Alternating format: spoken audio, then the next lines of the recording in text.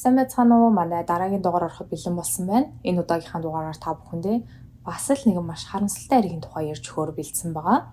За ингээд хэргийг ярьж эхэлцгээе. Alexis Crawford нь 1997 оны 12 дугаар сарын 23-нд Tammy Crawford болон Bobby Wright нарын охин болон мэндэлсэн. Tammy-гийн гэр бүл маш өнөр өтгөн гэр бүл байсан бөгөөд Alexis дээрээ 5 ах, 4 эгчтэй. Тэрээр ах эгч нартайгаа маш дотн өссөн, бараг л ээж аав нь гэхээсээ илүү ах эгч нар нь Alexis-ийг өрсгсөн гэж хэлж болно. Alexis маш хөвгчлөлтэй гэр бүлсэг охин байсан ба гэр бүлийн арга хэмжээ хязгаарч алах ёстойгүй ганц хүүхэн байсан гэдэг. Дотны хүмүүс нь түүнийг Alex гэж дууддаг байсан болохоор арай амарчлаад одооноос Alex гэж дуудаа явчих. Alex маш үнэн шударга охин байсан гэж найз нөхөд болон гэр бүлийнхэн нь хэлдэг. Тэр тусмаа найзууд нь түүний талаар дурдж ярихдаа Alex нөхөрлөл гэдэг зүйлийг маш дээгүүр тавьдаг. Хизээч найзуудаасаа нүур буруулдаггүй. Найзуудынх нь нэгэнд нь тусламж хэрэгтэй үед хамгийн түрүүнд байж байдаг хүн Alex байсан гэж ярьсан байдаг. Мөн тэрээр маш шударга зантай ба Alex-аас хизээч хэнийг нэг хуурах, Alex-д худлаа ярих зэрэг увайгүй муухай үйлдэлүүд гарахааргүй тийм л сайн охин байсан гэдэм байлээ. 2016 онд Alex Clark Central гэх ахлах сургуулийг төгсөж үүнийхээ дараа Clark Atlanta University-д элсэн орсон. Тэрээр багаасаа хуулийн чиглэлээр суралцах сонирхолтой өгөөд байсныхаа дагуу Criminal Justice гэх мэргэжлээр суралцаж эхэлдэг. Коллежид явж эхэлсэн эхний жилдээ Alex Jordan Jones хэмээх адилхан сургуульд явдаг сайн найзтай болсон. Тэр хоёр маш хурдан дотны найзууд болсноос гадна Alex бүр Jordan-ыг улаан өндөгний баяр болон талархлын баяраар гэртээ урина. Тэр хоёр эдгээр хамгийн том баяруудыг хүртэл Alex-ийн гэр бүлийнхэнтэй хамт тэмдэглэдэг байсан. Alex-ийн гэр бүлийнхэн ч маш найрсаг хүмүүс учраас Jordan-ыг маш сайхнаар хүлээн авч өөрсдийнхөө гэр бүлийн нэг гишүүн мэт л ханддаг болсон. Ингэж явсаар бодлого Alex Jordan хоёр өрөөний хамтрагч болон хамтдаа байр түрээслэхэр болж The Heritage Station сургуулиасаа ердөө 5 минутын зайтай газарт байр түрээсэлж ордог. За энэ үед Jordan 21 настай Baron Bradley хэмээх залуутай болцдог байсан. Bradley-ийн хувьд тэрээр дуулах сонирхолтой, өөрийгөө урлагийн хүн гэж боддог нэгэн бөгөөд түүний бэкграундыг шалгаад үзвэл хэд хэдэн гэмт хэрэгт холбогдож байсан түүхтэй ийм залуу байт юм лээ. Түүний холбогдчихсэн хэрэгүүдээс заримыг нь дурдвал, хулгай дээрэм, хүчирхийлэл, айлган сүрдүүлэх, зодоо хийж танхаарсан, олон нийтийн газарт ёс бус аашилсан, согтуугаар жолоо барьж яваад жолооны өмнөхөө хураалгасан, жолооны өмнөхгүй машин барьсан гэх мэт иймэрхүү хэрэгүүд байсан. 2019 оны 10 дугаар сарын 26-нд Alex, Jordan, Bradley 3 хамтдаа гарцгаахаар шийддэг. Тэр гурав нэгэн бааранд орж нэлээд согтууруулгандаа хэрэглэснийхээ дараа гуруулаас хогтцоож гэрлүүгээ харьцгаахаар болон Alex, Jordan хоёрын хамт амьдардаг байр руу хамтдаа явцгаасан. Jordan маш их ууснаас болж толгой нэргэн дотор нь муухаараад шууд унтахаар өрөөрөөгөө ороод унтаад өгдөг. Хэсэг унтсныхаа дараа Jordan сэрж нойлын өрөө орохоор өрөөнөөсөө гартал нойлын гэрэлэн асаалттай хин нэгэн дотор нь байж байгаа нь харагддаг. Тэрээр бие засах хэрэгтэй байсан учраас нойлын хаалгыг нүдэх үед өөдөөс нь Bradley гарч ирсэн. Тэрээр подолко тайлчсан дээгүүрээ нүцгэн гарч ирсэн ба Jordan түүнийг дагуулan хойшоо нь хартал Alex левчнээс өөр зөөлгүй шалдан дээрэс нь ямар ч өөрийн гэсэн ухаангүй нойлын өрөөний шалан дээр хөвтөжсэн. Тэрээр уурлан Bradley-гээс юу болоод байгааг асуухад Bradley-гийн хариулт нь шууд л би Alex-ийг яагаачгүй түүнтэй унтаагүй гэж хэлдэг. Ингээд Jordan Bradley хоёр маргалдаж эхэлсэн. Bradley-ийн ерөөсөө хэлжсэн ганц зүйл нь би Alex-ийг яагаачгүй бит хоёрын хооронд юуч болоогүй би түүнийг хүчндээгүй гэх 3 өгүүлбэр л байсан. Тэр хоёр хэсэг маргалцсны дараа Bradley уурлан Jordan-ийн машины хөдөлгөөрийг аваад гэрээс нь гарч машиныг нь унаад яваад өгдөг. Үүнийхэн дараа Jordan 911 руу залхан X найз залуу нь машиныг нь хулгайлцглаа гэж тэмдэглүүлсэн. Гэхдээ энэ үедээ бол Bradley, Alex, Jordan 3-ын хооронд болсон зүйлийн талаар огт дуртаагүй байдаг. 911 руу залхасныхаа дараа Jordan Bradley гэх найз руугаа залхан Bradley машиныг нь аваад явчихсан талаар болон Bradley Alex ямар нэгэн зүйл хийсэн байж болцсохгүй талаар дурдан Bradley гих найзыгаа хүрээд ирээ чимэн асуудаг. За Bradley гэрхэд Jordan арай гайгүй болчихсон байсан бол Alex ямар ч өөрийн ухаангүй нойлын өрөөний шалан дээр хөвцсөн чигээрэл байжсэн. Bradley Alex-ыг харахад түнд бэлгийн хүчирхийлэл үйлдсэн тодорхой байсан тул шууд цагдаа руу залгаснаар удалгүй цагдаагийнхан чирч Alex-ыг эмнэлгүү авч явдаг. Эмнэлэгт очисныхаа дараа Alex ухаан нь орж арай гайгүй болоод Bradley-г өөрт нь бэлгийн хүчирхийлэл үзүүлсэн хэмээн мэдүүлэг өгсөн. Alex хэлэхдээ тэр гурав гэртээ орж ирсний дараа Jordan унтахаар өрөөрөөгөө явсан бол Bradley Alex-ийг даган түүний унтлахын өрөөнд орж ирээд орлоо түлхэж унган цамцыг нь тайлаад хүзүүг нь үсэж эхэлсэн. Алекс Брэдлийг холдуулахыг оролдон болохыг сануулах үед Брэдли гинтхэн холдоод уучлаарай би чамайг Жордан байна гэж бодоод андуурчихлаа гэж хэлсэн байгаа. Үүнийхэн дараа Алекс Брэдлигээс холдохоор угаалгын өрөө орсон бөгөөд үүний дараа ямар нэгэн зүйл огт санахгүй байна гэж мэдүүлэг өгсөн.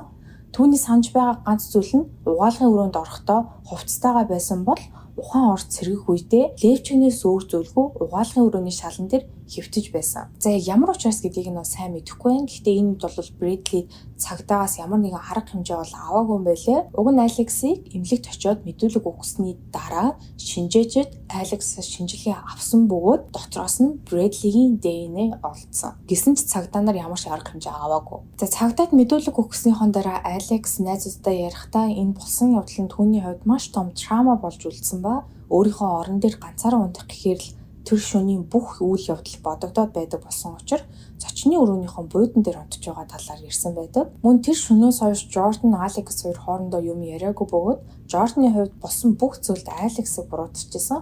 Учир нь Брэдли Жорданд хэлэхдээ тэр шөнө болсон явдлыг тод санахгүй байгаа ч ганц санаж байгаа зүйл маань гэвэл би чамайг л гэж бодсон.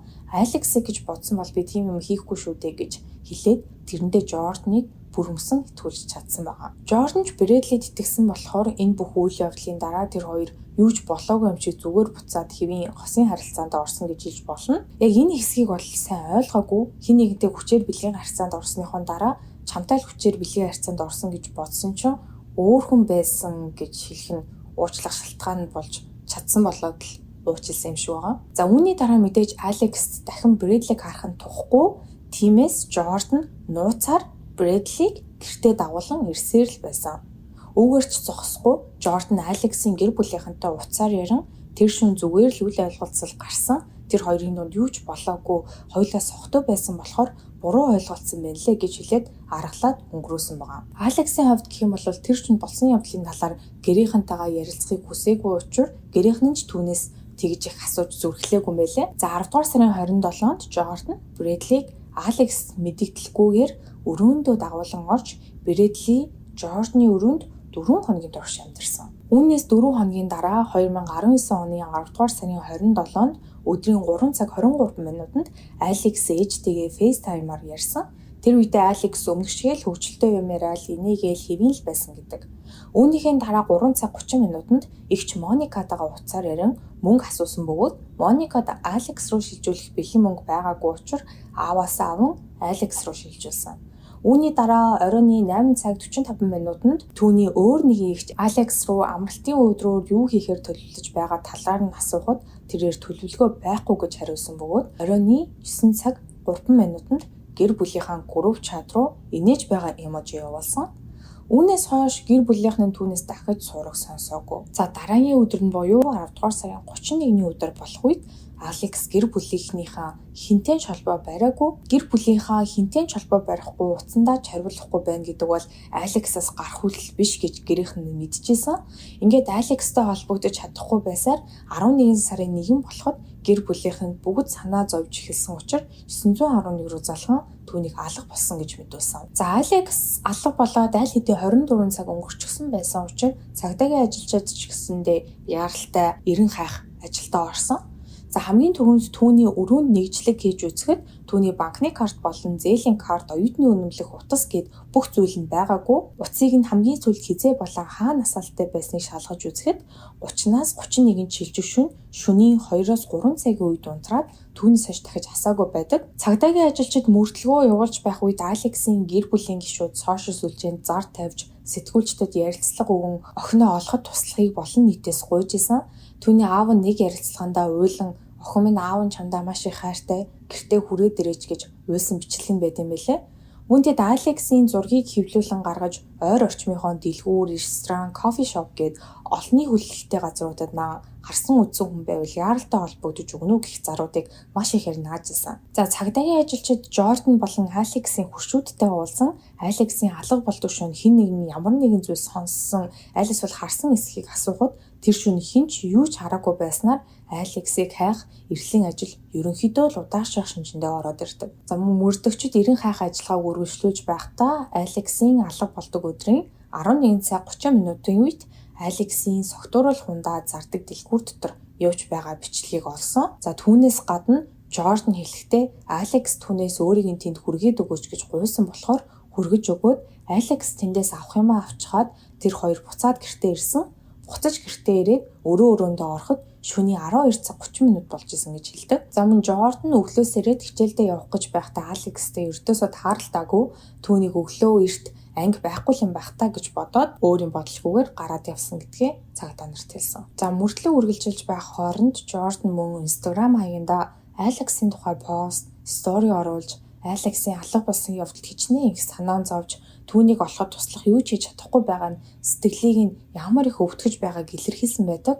Яг ямар стори хийснийг нь би энд зургаар оруулчихъя. За хэдий Жорданы энэ үйлдэл нь бол найзтаа маш их санаа зовсон, найзыгаа олохыг гэрмэлсэн харагдаж байгаа боловч цагдаагийнхан мөрдлөгөө үргэлжлүүлэх тусам хэргийн бүх учир зангилаа Жордан руу л эргээд исэн. Алекс Жордан хоёрын хамт амьдардаг гэрт нь үзлэг хийх үед мөрдөгчид Жорданы угаалгын өрөөний угаалт урнаас нь цусны тол болсноос гадна галтгооны өрөөнд нь байдаг аяг угаагч спонжноос мөн цусны тол болон үс олдог.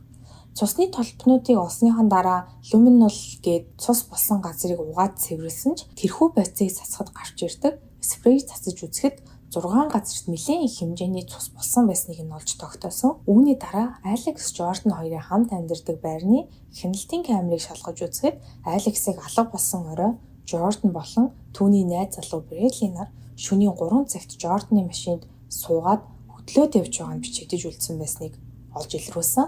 Энэ нь мэдээж Жорданы анх өгсөн мэдүүлгээс зөрж байгаа. Тэрээр хэлэхдээ Алекстай хамт 12 цаг 30 минутанд гэртээ орж ирээд шууд унтахаар өрөөндөө ороод өглөө болтол өөр хаашаач гараагүй Алексыг ч хараагүй гэж мэдүүлсэн шүү дээ. Хяналтын камерын бичлэг үүгээрч дуусаагүй ба тэр хоёр Жорданы машин цун хөдөлснийхоо дараа хяналтын камер байдаггүй арт талын хаалганы үүд рүү явж байгаа нь бичигдэж үлдсэн. Тэндээ 6 минут байсныхаа дараа 3 цаг 17 минутанд байрныхаа зогсоолоос хөдлөн гарч явна бичигдсэн бол өөрийн 4 цаг 9 минутанд буцан ирж байгаа ч мөн бичигдэн үлдсэн байдаг. Бичлэгийг олсныхаа дараа мөрдөгчид Жорданы утсыг шалгаж үзэхээр болон шалгаж үзэхэд нэгэн сонирхолтой мэдээллийг олж авсан. Тэрхүү мэдээлэл юу байсан бэ гэвэл Жордан найз залуу болох Брэдли рүүгээ байрных нь гадна байрлах хяналтын камерыг хурдхан эвдэл гэж мессеж бичсэн байснаас гадна Аяна гэх найз руугаа манай ээж хоёр намайг нүүхтэй хэрэглгээд пластик бие нөхсөн юм аа. Гэхдээ би тэрийг нь алга болгочихжээ. Ээж аав хоёр ирээд тэр пластик биений асуугаад намайг алга болгочихсныг мэдэх юм бол уурлах болохоор би чамд зээлвсэн гэж хэллээ шүү. Хэрвээ хэн нэгэн чамаас тийм пластик биений тухай асуувал чамд байгаа гэж хэлээрэй гэсэн утгатай мессежийг явуулсан байсан. За пластик бие нь болохоор дотор нь ингээд ямар нэг юм хийгээд хадгалж болохоор юм том тагтай пластик хайрцагнууд байдаг. Би зургийг нээж оруулчих. Мөрдөгчид эдгээр бүх нотлох баримтуудыг илрүүлснийхаа дараагаар Жорданыг мэдүүлэг авахар дахин дууддаг. Энэ удаад тэд Жорданы өмнө бүх цуглуулсан нотлох баримтуудаа дэлхийн тавиад тэр шөнө юу болсон талаар бүх зүйлийг нэгэнгүү ярихыг сануулсан. За Жордан энэ үед ямар ч гарах гарцгүй болсон гэдгээ мэдээд мөрдөгчдөд Алексыг яг үнэндээ манай найз залуу Брэдли амнасыг нь хөнөөж өгсөн хэмээн хэлсэн байдаг. За хэрэг гардаг өдөр яг юу болсон бэ? За тэр өрөө Алекс Жордан хоёр согтууруулах хундаа зардаг дэлгүүрт очисныхаа дараа гэртээ буцаж ирээд Жордан Алекс Брэдли түүний өрөөнд 4 хоногийн турш амьдарч байгаа талаар хэлсэн. Энэ нь мэдээж Алексыг маш ихээр уурлуулан Жордан Алекс хоёр хоорондоо маргалдаж эхэлдэг. Алекс Жордан хоёрыг маргалдаж байхыг сонсон Брэдли Жорданы өрөөнөөс гүн гарч ирээд Алексыг газар тунган хоолойг нь боож эхэлсэн. Ингэснээрээ Брэдли Алексыг үхэлд хүргэсэн. Би ямар ч буруугүй гэж Жордан мэдүүлэг өгсөн бол энэхүү мэдүүлгийн дараа Брэдлигээс байцаалт авах үед Брэдли хэлэхдээ тэр өдөр Алекс Жордан хоёрыг муудалцаж байгаа гэсэн сууд би гарч Алексыг боосон үнэн. Гэхдээ би түүнийг алаагүй зүгээр л айлгах гэж зөөлөн боож байсан. Гэтэл Жордан хогийн ууд барьж гарч ирээд Алексийн толгойд углан амьсгааг нь боож эхэлсэн. Алекс үүнээс л болж нас барсан гэж хэлдэг. За мөн тэр хоёр мэдүүлэхдээ Алекс чадах бүх хүчээрээ тэр хоёрыг эсэргүүцсэн. Бүр хогийн уутан дээр нүх гаргасан боловч Жордан Алексийн гаргасан нүхнээс нь барин эргүүлж дахин агааргүй болгож Алексийг нас барах хүртэл нь агаарыг нь боосоор л байсан байгаа. За цаашлаа тэр хоёр мэдүүлэхдээ бид хоёр Алексийг амьсгал хурааж байгааг нь мэдчихсэн. Учир нь түүний амьсгал байгаар тасалдсаар маш сонин дуу аваа гаргаж байгаад удалгүй огт амьсгалахаа болсон хэмээсэн байдаг. Үнэхээр аимшигтай. Найз залуу нь охины хоолойноос барин гараараа боомлж исэн бол найз охин нь найзынхаа толгойд ууд углаад амьсгал нь тасалтан амьсгал хураах хүртэл нь уудаа улам чангалаад хараад байж байсан байгаа. Үүнийхээ дараа дээр дурдчихсан пластик биенийг авчран Алексийн биеийг дотор нь хийгээд хяналтын камер харагддггүй хэсэгт үлдээгээд машинаа авчран биеийг нь аваад явсан. Удалгүй ойрхон байрлах нэгэн парк дээр ирж Алексийн биеийг хийсэн пластик биенийг гаргаж ирэн тэрхүү паркт байдаг толгод дээрээс савтай хамт түлхэж орхиод буцаж гэртээ ирэн эргэн тойронд болсон цуснуудыг цэвэрлээд унтахаар орондоо орцгоосон. Дараагийн өдөр нь хоёулаа босон Жордан юу ч болоогүй мэд хичээлдээ яваад үүнийхээ дараа хамтдаа үдшилтэд явцгаасан байдаг. Хэрэгээ үлээснийхаа дараа Жордан мөрдөгчдийг Алексийн биеийг хайсан газараа дагуулж очсон ба цагдаагийн ажилчид цогцыг олох үед Алексийн бие өнөөх пластик биенээс гараад ирчихсэн байсан бөгөөд Жордан Брэдли хоёр түүнийг толгодоос доош түлхэх үед л савны таг онгой бие нийл гараад ирчихсэн байсан гэсэн үг. Цаашлаад Алексийн биеийг цэнхэр өнгийн хүнчлөөр орон хайсан байсан ба Алексийн гарыг өөрийнх нь сүүлд өмсөж явсан улаан өнгийн малхайтай цанцаар хооронд нь хүссэн байсан. Үүгээрч зогсохгүй түүний цэнхэр өнгөтэй бодволохоор хүзүүг нь уйсан байсан бөгөөд түүний амь насыг хөнөөхтэй ашигласан хогийн ууд нь тэр үед ч Алексийн толгойд углаатай хിവэрэл байсан байна. Мөрдөгчид тэр даруй Алексийн цогцос задлан шинжилгээ хийхээр төв рүү шилжүүлсэн бөгөөд задлан шинжилгээний хариугаар түүнийг агаарын дутагдлаас болж нас барсан гэдгийг тогтоосон. За задлан шинжилгээний хариуны дараа Брэдли болон Жордан Алексийн амь насыг хөнөөсөн хэрэгээр баривчлагдан хоригдож хэлсэн. Тэдний шүүх хурал 2019 оны 11 сард эхэлсэн ба одоо хүртэл үргэлжилсээр л байгаа юм байлээ. За ковидоос болж шүүх хурал хойшлогцоор одоо хүртэл шүүхийн шийдвэр эцэслэж гараагүй байгаа юм байна. За нэг ийм аимшигтай, харамсалтай, маш муухай хэрэг байна. Манай сувгийг сонсож байнга дэмждэг бүх сонсогч нартаа баярлалаа. Бас бүгдэнд нь баяр наадмын минь төргий. Миний бичлэгүүд таалагддаг бол subscribe дараарай, мөн лайк дараарай. Хажууд нь байгаа хонхон дээр дарах юм бол намайг бичлэг хийх болгонд та бүхэн notification очих болно шүү. Мөн санс тэгдэл болон өөр яриулахыг хүсэж байгаа хэрэг байвал доор comment section-д бичиж үлдээгээрэй. Ингээд дараагийн дугаар хүртэл түр баяртай.